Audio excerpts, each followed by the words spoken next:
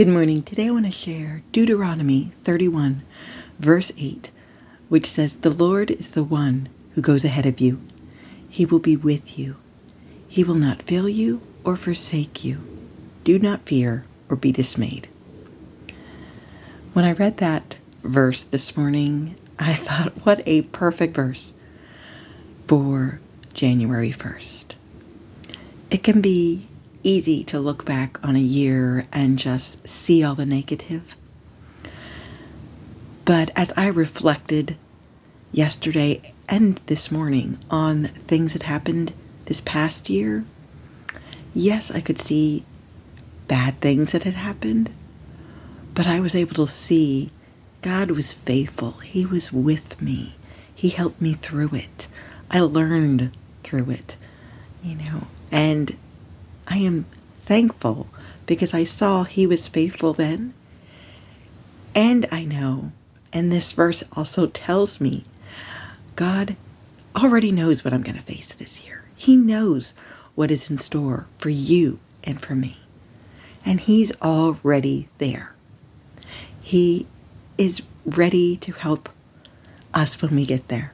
And so we don't have to be afraid of anything that's going to happen this year. As I mentioned yesterday, I was feeling God saying, expect change. And how I was honest that my first thought was, because change can be scary. But He's just confirming to me, I don't need to be afraid. It's like, child, I already know what my plans for you are. I already know it's going to happen. And yes, there's going to be negative things that happen, if you want to call them that. We all have to face bad things because that's part of life here on earth.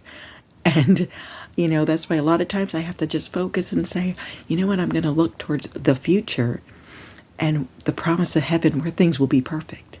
But for now, as we live here, yes, we're going to have bad things, but God can work in those bad things to teach us a lesson, to help us be able to maybe empathize and help somebody else, to remind us of His faithfulness. So this morning, I just want to encourage you. Don't be afraid about what this year holds. Know that God has already gone before you. He already knows what lies ahead for you. He will be with you. He will lead you through it. And you do not need to be afraid.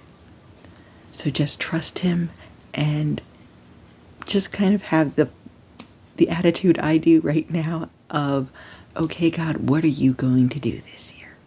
How are you going to prove yourself faithful again and again? Show me how much you love me and you are always there for me. God bless.